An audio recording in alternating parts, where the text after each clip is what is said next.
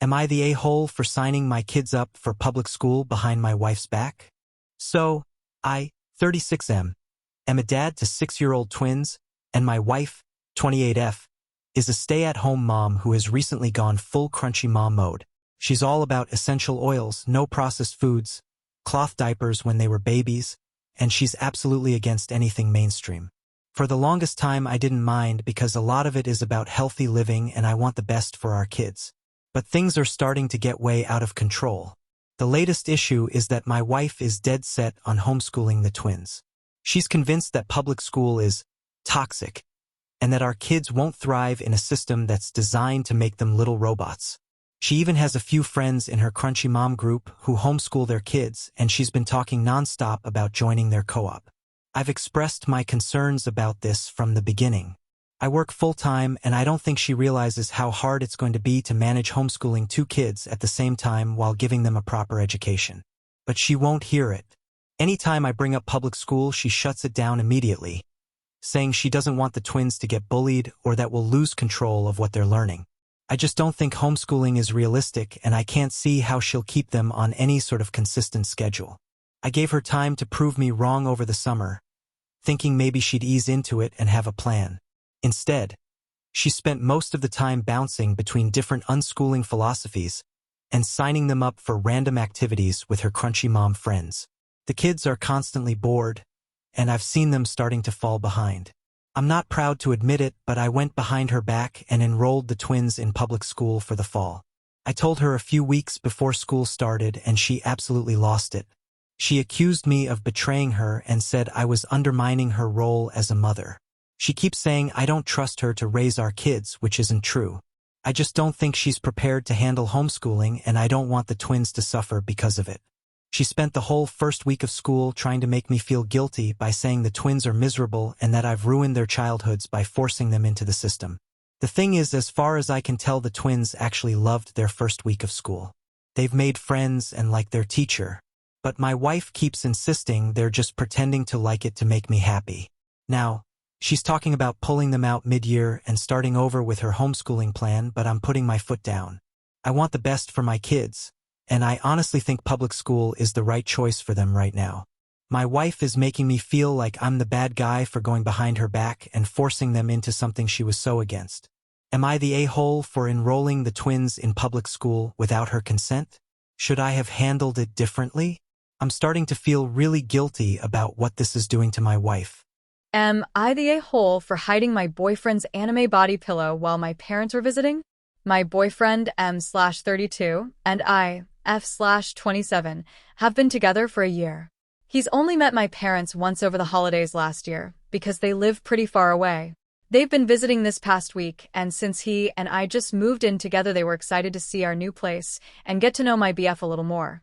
We have an extra bedroom, and this has become my boyfriend's gaming room for the most part, but we agreed when guests come over it would be a second bedroom. He really likes video games and anime in particular, so he has a lot of toys and artwork that he's collected over the years from different games and such. One thing he has is this anime body pillow that features a sexy anime girl on it. He also has a mouse pad for his gaming computer that resembles a busty anime girl. Before my parents came over, I asked him to take down his toys and stuff so they could be comfortable. I was upset to see that he left the body pillow and the mouse pad in place. I don't really feel comfortable with either item, but he's really into anime, so I've always kind of left it alone. But I absolutely didn't think it was appropriate to leave it in there when my parents would be staying over. I took the cover off the body pillow and put the pillow in the closet, and I put the mouse pad in a drawer in our room. When my parents arrived and we showed them to their room, my BF noticed the missing pillow and mouse pad. Later, when we were in bed, he brought it up to me and asked why I hid them. I told him I didn't think my parents would feel comfortable with those things in the bedroom, and when they leave we can put them back. My BF got really upset. He told me that he feels like I'm ashamed of his interest in anime. He said he's spent his whole life feeling like people think he's weird for being into anime, and he didn't expect his own GF to be just like everyone else. The next day, I noticed him taking some of his manga books off our bookshelf and putting them into a box. I asked him why, and he said something like, "I'm putting them away so you don't have to look at them anymore." I feel really bad. I feel like I hurt him, but I just really didn't think my parents would feel comfortable sleeping in a room with those items. But now he's just acting so distant and cold, and he's not really engaging with my parents at all. They keep asking me, what's wrong? And I don't know what to say. Am I the a-hole? Am I the a-hole for moving my 19-year-old sister-in-law from sitting next to a strange man in the cinema? Me, 41F, my wife, 35F, and my sister-in-law, 19F, SL, went to the movies today. We booked our tickets online, and upon getting there, the cinema was empty, save for maybe 10 others spread out across the cinema. We took our assigned seats and got the popcorn out. For context, our row was empty, except for us. The row behind us was completely empty, and the row in front was half empty. About 5 minutes before the movie starts, a random man, who has seen the movie alone, no shade intended, don't come for me, sits directly next to my SL, not in the set one way, or anywhere else in the cinema. Right. Next. To her. SL gets up and goes to the bathroom before the movie. My wife mentions it to me via text, so I swap seats and sit down next to him. To paint the picture for you, I am a heavily tattooed mask-presenting lesbian. This man shifts uneasily in his seat for a few minutes, and when SL returned and sat on the other side of my wife, making it pretty obvious I would be his seat neighbor, he decided to get up and sit elsewhere. Here's where I'm asking if I'm the AH. As he got up to move, I heard myself say, "Good choice, smart choice," to him. He immediately raised his voice at me, bellowing about it being his seat he booked. Okay, but why are you yelling? Sir, even if it was your seat you booked, upon booking movie tickets, the cinema portal shows you the available seats. Why would you book a seat next to people? The cinema is empty? Sit in another seat. It's not that deep. He continues to raise his voice at me and calls me disrespectful. I ignored the rest of his tirade and enjoyed the movie, Beetlejuice smiling face with smiling eyes. I was being protective of my SIL. So, am I the a-hole? Am I the a-hole for telling my little sister she's insane for taking the door off of her daughter's bedroom door as punishment? I, 34F, told my little sister, 32F, that she was turning into our mentally unstable mother and was ruining her relationship with her daughter, Sydney, 12 years. Just like our mother did with us. For context, Sydney is a really good girl.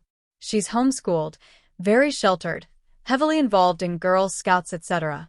My sister controls literally every aspect of her life. Sydney has been acting out lately, saying no to chores and refusing to cooperate. Something I think is pretty normal for this age. I have 4 kids, 3 of which have gone through puberty. It's obvious to me Sydney is acting out as a way to establish some independence and doesn't have the tools to be able to express this need to my sister. Defiance is obviously something that needs to be addressed, but I think my sister would have a much better outcome with a compassionate conversation with Sydney.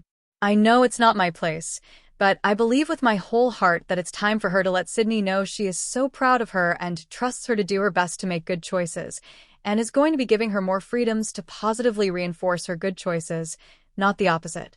Also, 2 days after this whole ordeal, Sydney started her first period, so I know this was all likely a hormonal surge and should have been met with compassion, not anger and punishment.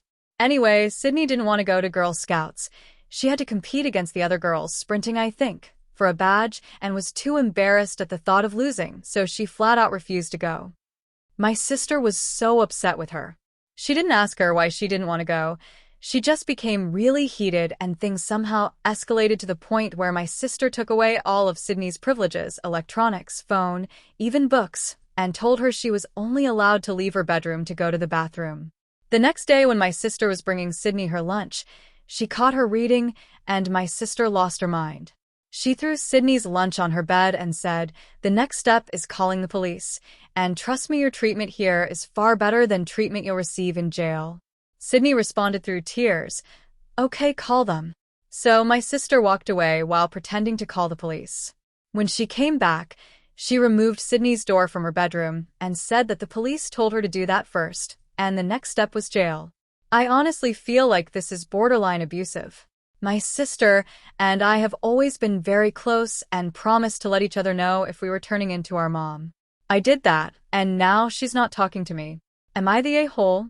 Should I just let her parent the way she sees fit, even if it's going to destroy her relationship with her kids and with me?